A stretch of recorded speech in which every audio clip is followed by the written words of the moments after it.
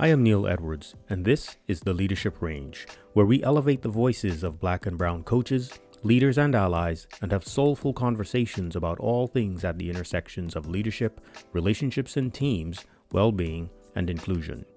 Here I offer deep insights and practical tips for work and life. I had an insightful conversation with Dr. Towanna Burrous earlier this month. She's an amazing Black woman leader who's filling a gap in professional coaching around diversity. I love what she is bringing to the profession. But more than that, though, her life as a leader has been and still is incredibly intentional. Her way of being is remarkable and is a great example for others to emulate. Take a listen. You'll hear themes like unifier, disruptor, family, community, birther, and a little bit about a woman whose shoes were too loud. Dr. Towanna Burrous, welcome. It's such a delight to have you on the Leadership Range today. I've been looking forward to this conversation. I'm excited and I'm really delighted to have you here. Welcome. Thank you so much, Neil, for having me. I'm looking forward to spending this time with you. Dr. Towanna Burrous, she is the president of and founder of Coach Diversity Institute based in Washington, D.C., and an executive coach. And just about everybody wants to work with her because of her wisdom and brilliance. I'm going to let her tell you a little bit more about herself professionally, and then we're going to get into it today. So, Towanna, why don't you let folks know who you are? Thank you, Neil. So as the president of Coach Diversity Institute, my mission is to train change agents in the skill of coaching. So I use the word train in the space of because it's a new skill, but it's truly an education, a learning journey that I like to say. And so I have been given the honor and the purpose to attract some of the most amazing professionals who have decided that the coaching skill is something that they want to add to their resume or what they offer. And so being the founder of this has been a journey in itself, recognizing what's happening in the world. But yeah, Coach Diversity had to this point, as we are talking today, we are almost 6 years old, and we're celebrating almost 600 students who come through our community of coaches and learned from us in one of our training programs, and it's been amazing. So yeah, that's what we do, and that's who I am. Yeah, I'm, when I found out about, Coach Diversity Institute, I was delighted. And I think I've watched it for the last maybe 3 or 4 years. And I know things have probably changed a lot over those 3 to 4 years. And certainly over the last year, just so much energy around the Institute and a lot of enrollments. I know that your programs are stacked full all the time. And I love what you're saying about a learning journey. I'm a coach, trained a few times over, and coaches are lifetime learners, and coaches are on a lifetime learning journey. And I know for me, although I am already a trained coach, I hope that one day you'll see me sitting in the seat, maybe in front of you or in front of one of your instructors, learning again, because there's always more to grow and learn. So thank you for that in this, Women's History Month. Yesterday is International Women's Day. Thank you for doing what you do. And I'm delighted to have you here again. There's something else I wanted to say about Coach Diversity Institute, and it escapes my mind. I'll come back to it. But I feel there's a little bit of a celebrity giddiness I have. I'll admit that right now, because you're a CEO and founder of an amazing program, and I just so appreciate you for doing it. Thank you. So what I do with my guests that come on with me, I want to invite you to share with listeners more about yourself, sort of the learning journey of your life and how your leadership has developed over time. From whatever point you choose, but I'd love it if you would start at a very young age, a youthful age, perhaps, and that could be prior to university or during university, And just take us through a few inflection points that have influenced you and sort of brought you into the leader that you are today. Tell us about your learning journey. Neil, when you said how far back, right? So my, while you were describing this next segment, I was thinking every time you said that, I took a skip like 10 years and kept going, right? So where I landed when you said that, I landed in middle school. I was in 7th grade, and my math teacher, who I've spoken about in different varying ways. This math teacher saw this disruptive, very unhappy girl in his class. And I had come from out of the inner cities of DC. We've journeyed through several communities where Black community was strong, right? Lots of representation. Went down to the southern parts of, the suburbs where it became less diverse. And so I never really embraced the fact that my community lacked diversity. And so I was really still very disrupted as a child. This 7th grade math teacher, who happened to be a white male, he called me on my stuff, if I should say it directly, right? He would say to me in class, Towanna, you're not paying attention. Towanna, you're not doing your best. Towanna, it was constant, right? And I just got sick of him. I got so sick of hearing him call my name that I would want to skip class all the time. Till one day, I guess he had enough, and so had I, right? I mean, at the end of the day, I had to stay after school. He was determined to punish me in some way. So I had to stay after school because it was, algebra. I didn't really care. I mean, I didn't say that I wasn't, of course I was smart. I knew I could apply myself, but he decided to hold me back. And so this 7th grade math teacher, who I will never forget, sat me down one-on-one and told me to my face that I was a leader and that the other students were following my lead in his class. And that he felt that if I would embrace math, that the others would embrace math. He also told me if I changed my attitude about my position in that school, that others would come along. And he wasn't specific about who. He didn't say other Black kids. He just said generally across the board. Was I a popular kid? Yes. I knew I was popular, but not in the corny way. You know what I mean? It was like I knew I was probably popular for the wrong reasons because I was disruptive.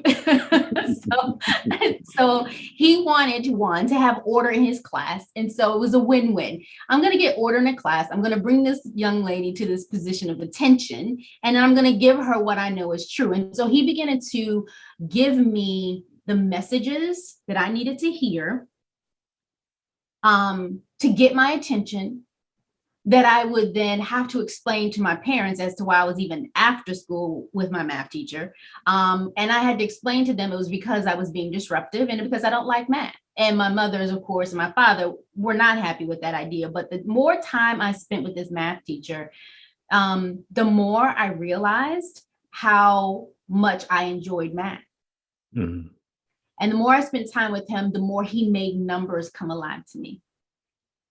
And that was the turning point of me embracing who I was, truly as a leader. Yes, I understood at that moment what that meant, because with the education of math also came life lessons, right? He had a son who was also in the same grade. We've known each other for several years up to that point. And his son, I'll never forget his name. His name was Russ. Russell and I would, kid around with each other all the time. And of course, he probably knew of me through his son. So when I got to his class, he probably had his own, background, and he probably was ready for me, right? But he used it as an opportunity. And to be honest with you, Neil, that was the turning point for me, because from that moment on, I never forgot that I was a leader. I never forgot my influence. I never forgot the power of my words. I never forgot the need to stand in my power academically. I took advantage of opportunities to make sure that I was a unifier and not a divider. And that continued all the way through until I finished high school and decided to go into the workforce. Mhm. All right. So that's that's powerful because what you've done is a little bit different than many of my guests so far. Is you've chosen one inflection point as the point in time that put you on the path. And there were a few things you said that I really love. You know, you were popular for the wrong in the wrong way because you were a disruptor. Leaders disrupt things. Mhm. So I just needed to name that. And you have created a disruption in coaching. Yes, I have. You created a disruption in coaching. And you learned who you were. You said who I was as a leader. You had influence. This is remarkable. You were pretty young. I have influence. You know, did you? I mean, I don't know if you had that word in your head when you were that young, but you realized it was something in you that said, I have influence, period. Um, and math was, it could have been anything. But this teacher knew that if you applied yourself, your influence would be different. Right. And he did Right? it through math because And math is problem solving skills. yeah. In order for you to get the right answer, you have to, one, be patient with the process. The process repeats itself. If Mhm, you don't study the laws and the rules, you'll always miss the outcome on the math problem. It'll always be wrong. And so mhm, it was repetition, it was neatness, being orderly. mhm, It was trying things out and testing and being okay with getting it wrong and doing it again to get it right, right? So repetition is everything in math, because mhm, you have to memorize the way. You have to memorize the way of the problems and the rules. And so once math taught me that lesson, I was not afraid to test and retest anything, right? mhm, I was not afraid to, and of course that continued on into my academics because I became a chemist and a mathematician at my undergrad work at Howard. So Howard University took it to the next level, but that was the problem solving base that I had, and I allowed the education of math and application of mathematics to strengthen my problem solving skills. mhm. I was going to ask you where else does this problem solving and order and process show up in your life? And I'm guessing the answer is everywhere. Everywhere. Neil, it's everywhere. And Yeah. that's the gift of knowing that people who embrace the idea of being problem solvers. Mhm, It's like I see something that I don't like, I can judge it and dismiss it, or I can figure out what am I called to do something about it. mhm, Right. And so everything I've been exposed to, I've always said there's a reason or a season. And so the reason was the first thing. I was like, okay, there's a reason for it. So let me lean in and see what happens. And so I'm going to test and retest. So I'm going to show up and I'm going to show up in different ways and see what works. Right. mhm, Um, if it's for a season, then I'll play full out until it's over. So that is the base. And so everything I've ever done connects to the other. I've never had some wild card on, that was just so extreme. People are like, what are you doing? And that never happened with me. Some mhm, people have a lot of randomness in their lives and things just, they're adventurous and they're creatives and there's just no real lines that connect things. Me, I'm a very orderly and I'm very process driven. So every step connect to the other. So from seventh grade all the way through my doctorate, it all mhm, has to make sense to me. So mhm, the relationships I have, the students that I attract, it all has to make sense to me. And so that's my brain is wired for that in that way. And so I don't know if that's a bad thing now that I think about it, Neil. you know your strengths. You know your come from place. You know you where you begin as a Right. leader. And if we start from that place, we can show up um, in a wide range of contexts if you come from your strength. So that's what I'm getting from you. Another thing that I'm getting that I need to I just need to call it forward because it feels like a way that comes through your map and your order. You said that you are a unifier. Um, and that it just feels so intentional. you also spoke about your words, and the impact of your words. So I want you to just talk about that a little bit, being a unifier and the impact of your words, and maybe even connect that to process and structure and just the intentionality. Right. So being a unifier means that it's almost like in math, there are variables. In math, there's variables in an equation, and you solve for a variable. People are variables, right? So I'm thinking that each person plays a role, each person has a part. The idea is to find out, how do I make that variable work? How do I make them a part of the equation? What makes sense for them to where their significance is completely illuminated, right? Mm. So to look at individuals as being a leader who believes in unifying folk is to bring out the best gifts and talents that they have to serve the greater good. So if that means that I have number of different people in my community, it is my ability to connect them and then create community for the purpose of whatever the agenda is, right? So bringing people together for a cause, being able to problem solve and create and this combination of brilliance so that we can achieve something amazing. So that's the unifier part of me. And, I don't ever think that I can do it alone, right? And so that's the other part of it. So you can't do it all alone. You need community. You need, and whenever it's appropriate for you to lead alone, you do. But most frequently, you don't do it alone. And so it's important that you learn the skill of being able to identify people's gifts and talents right away so that you can use them at their best.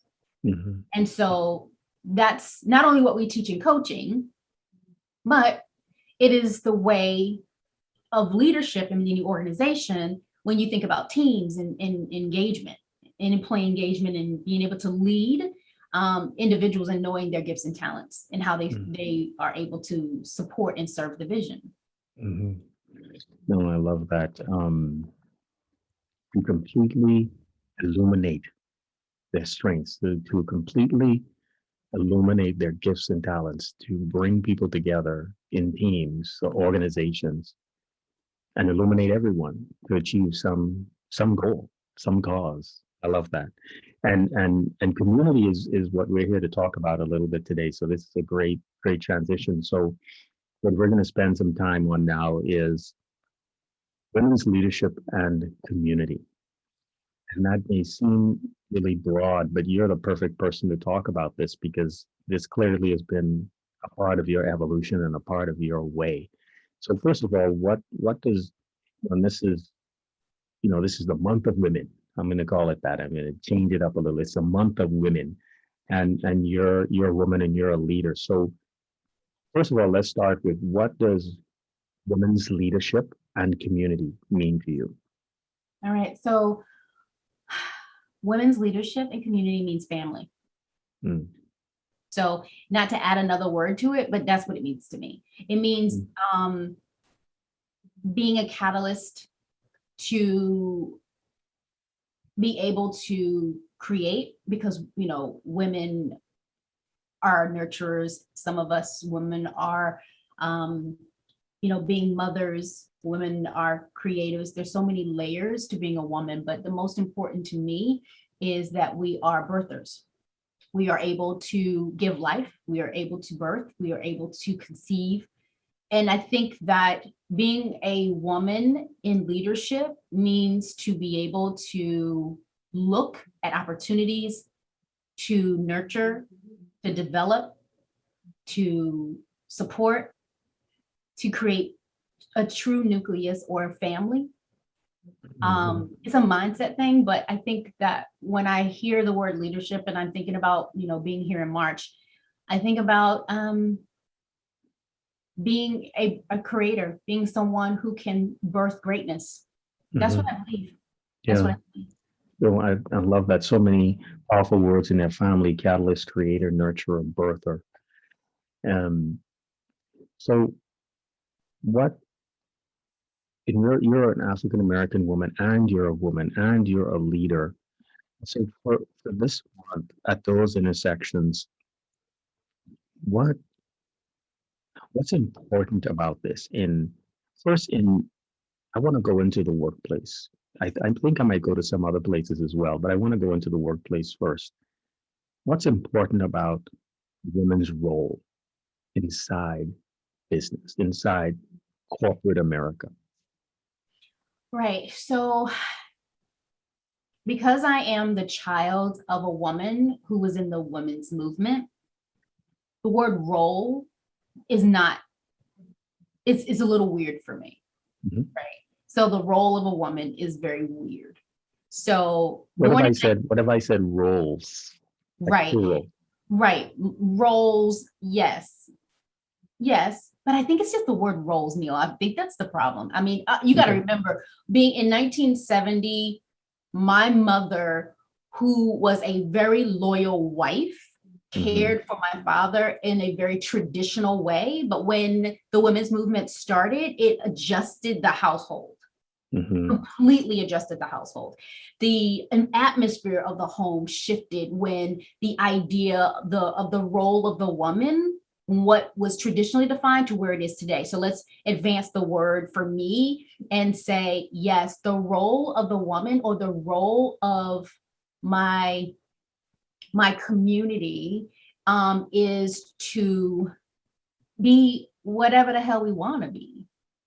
I think it's for us to define it for ourselves, right? Um, to break traditions and stereotypes.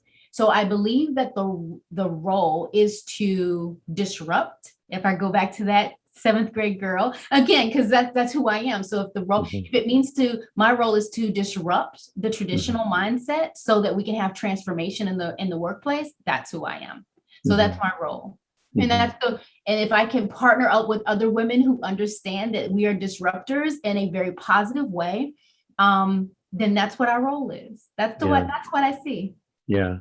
I think that, that disruption is necessary to give birth to something new and to something better. As you were talking, um, I love how you dismantle role.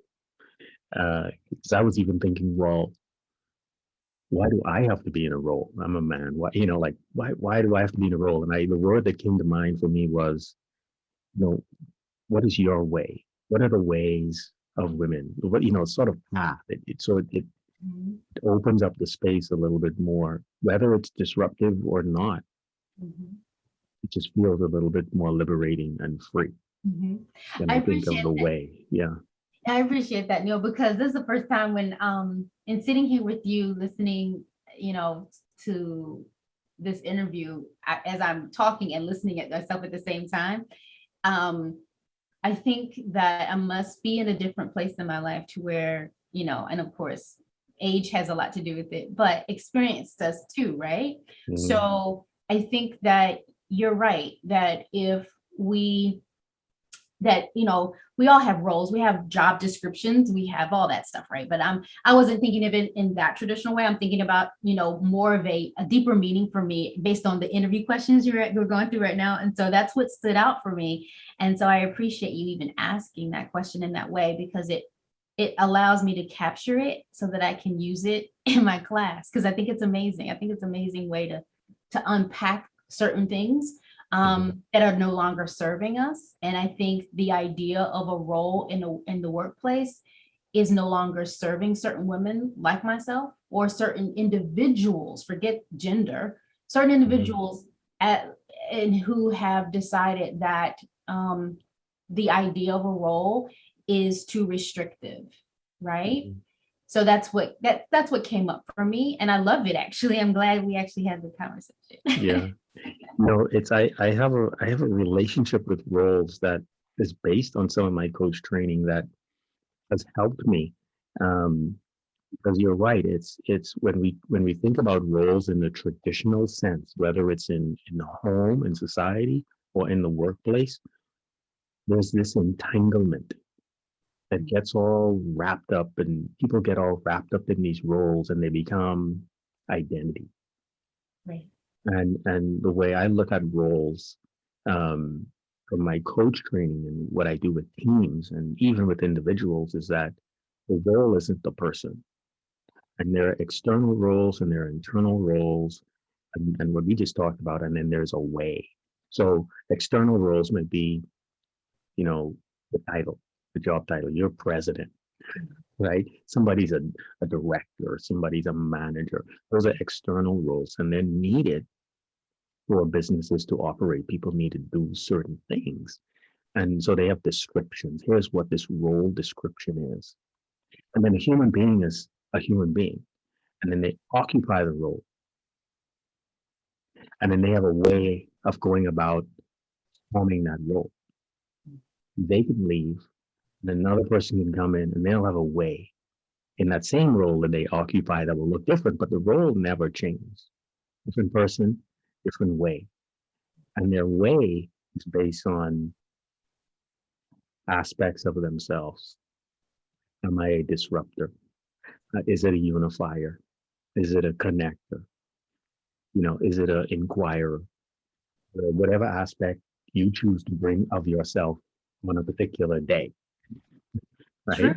True. So you're still doing things your way, and you can occupy all sorts of different roles in your life. So that's how I think about roles, and I think it's a worthy conversation to help people. It allows us to talk about roles in a more healthful way if we draw distinctions between the human and the role. So that's where I will leave that. So thank you for that.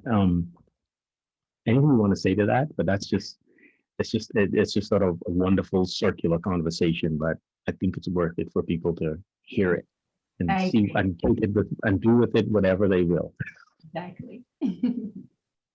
So, what in your experience, because you've obviously had a career, right? You're an experienced leader, you're an experienced professional.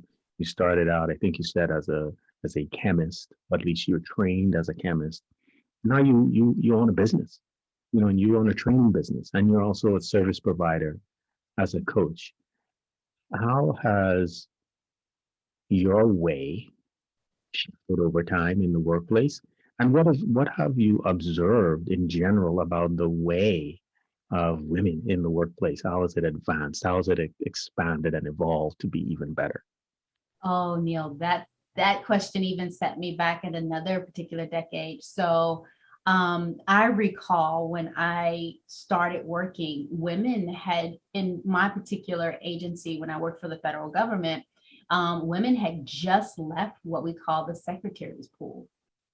So women had roles and women were in the secretary's pool. If you were in these agencies, most companies had the pool, P-O-O-L. And so I entered the workforce when most of them were coming out of the pool and entering in as HR types. Some of them were lucky enough, I say lucky because it was not always open as an opportunity to do something more technical, to go back to school, to go acquire a new skill, to put themselves in a unique place. So I watched that. I watched the first generation of these women coming out to be career women. Okay. In a very traditional agency in the federal government. And so what I noticed over time is that when I entered the workforce as a chemist, my shoes were too loud as far as the lab was concerned.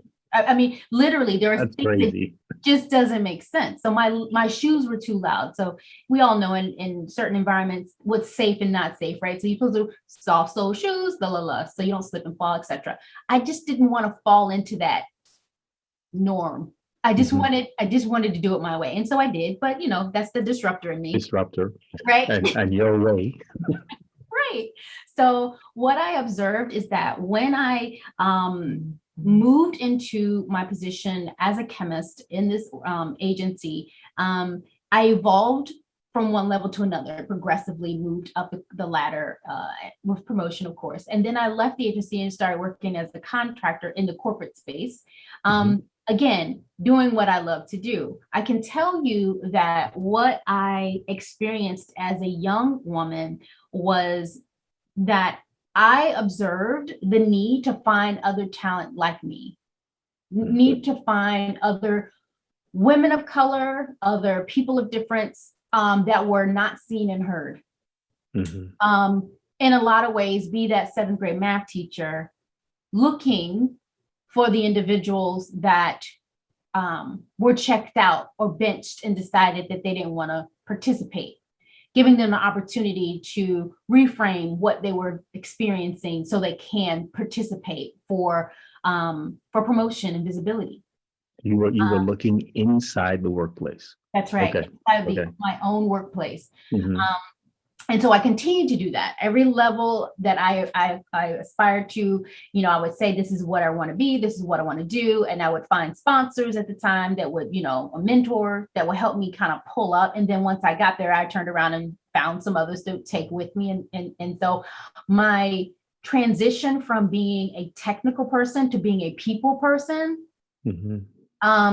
was because I fell in love with knowing that I found talent that other people overlooked, and to groom them and to find them, which goes back to my original history, right? So do you see what I'm saying about this connector?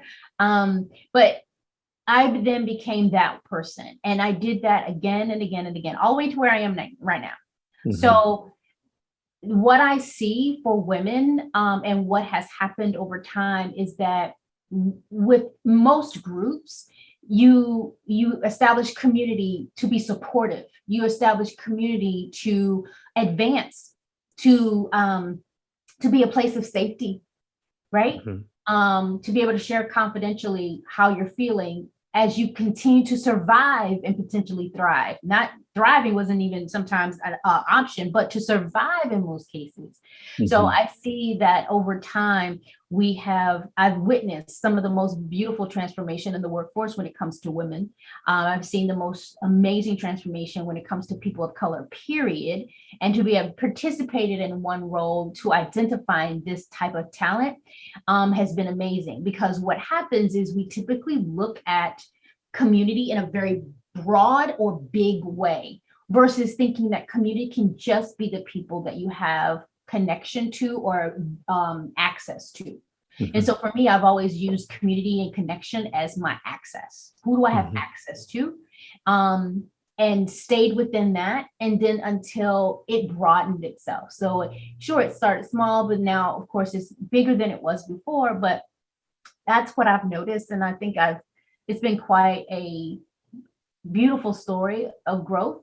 But I stand on the shoulders of so many who recognize, because again, it didn't take that one seventh grade math teacher to identify my disruptions, right? So it took other people, my mentors, professional mentors, my professors at universities, to polish those edges, right? To get me to understand my purpose. And then I did the same thing for the people that I identified, and I never stopped. Yeah, that's beautiful. I say round off the corners. I love polish as well. So what I think I heard in some ways, if I were to reframe and summarize your eloquent description of that journey, is that sort of you saw a community evolve in a way that, and you used it to help you find safety, to find belonging, and then to grow and to repeat that process over time. So there's this cycle of elevating others. And you also found along the way that you have a talent for doing that. Is how you ended up where you are right now, the next evolution of you.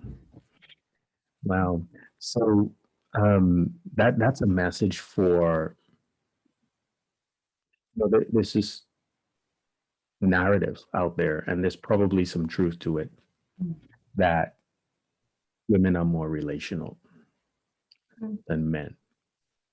So community makes sense, for women. I would say, if we follow that narrative more often than not.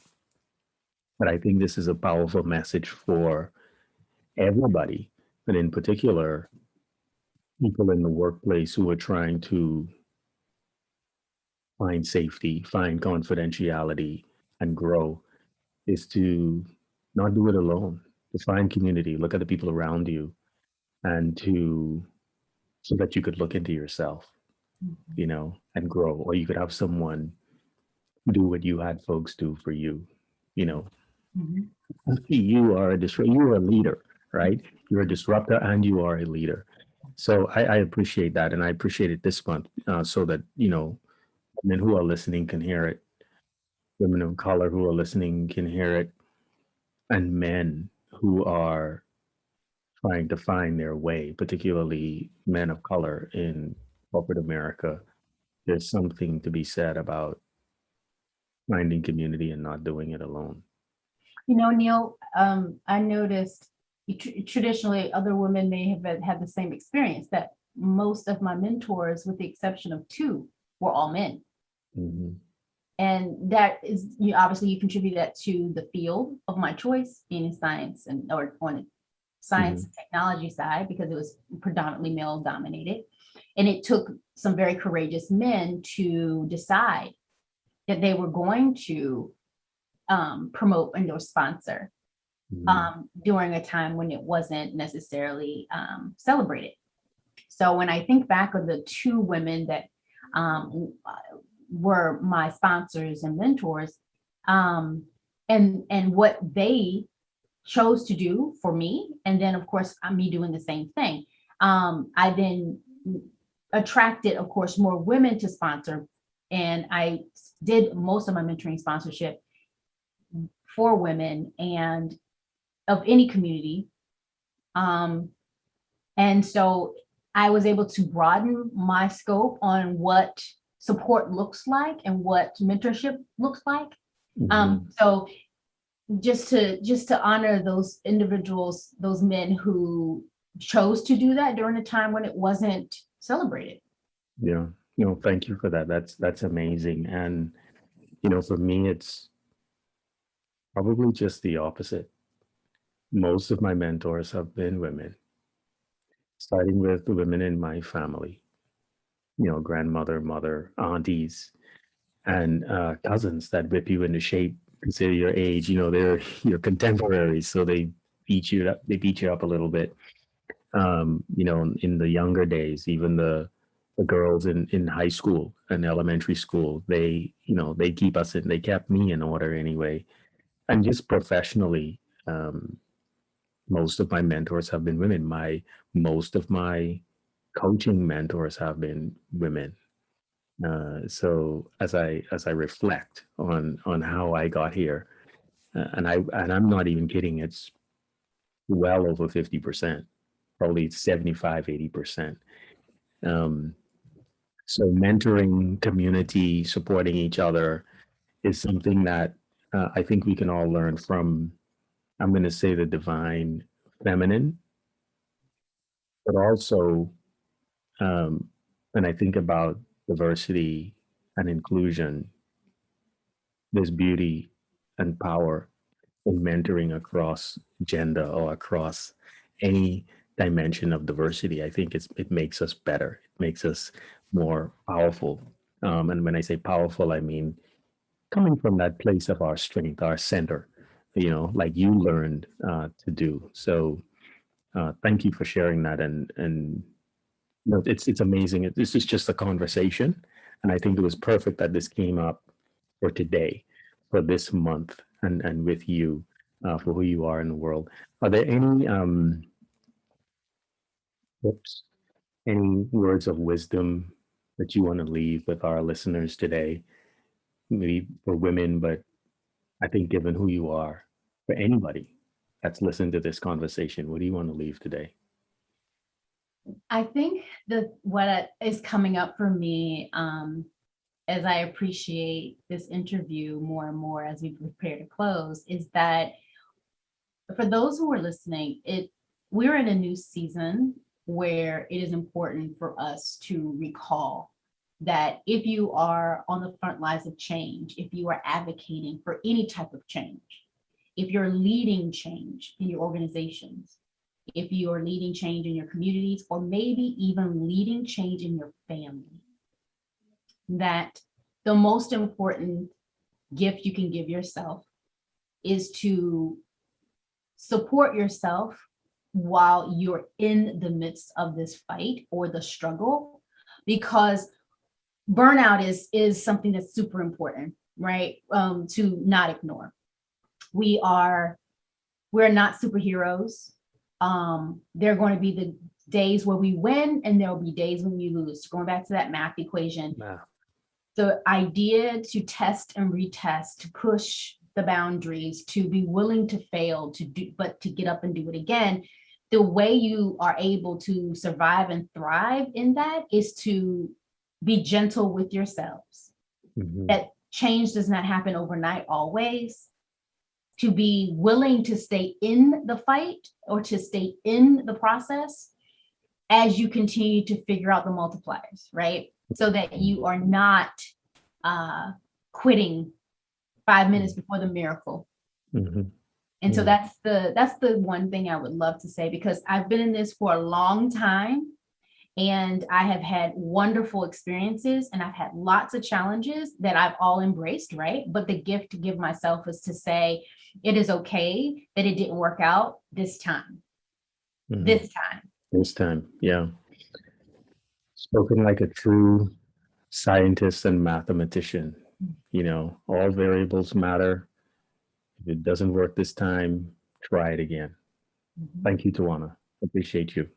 Thank you, Neil. Thank you for listening to this episode of The Leadership Range. If you enjoyed the episode, I invite you to peruse the others for more great conversations. If you know someone you think ought to be on the podcast, please send me an email at neil@neiledwardscoaching.com. To connect with me, you can find me on LinkedIn at linkedin.com/in/nedwards07. I look forward to you joining in for more conversations each Monday on The Leadership Range.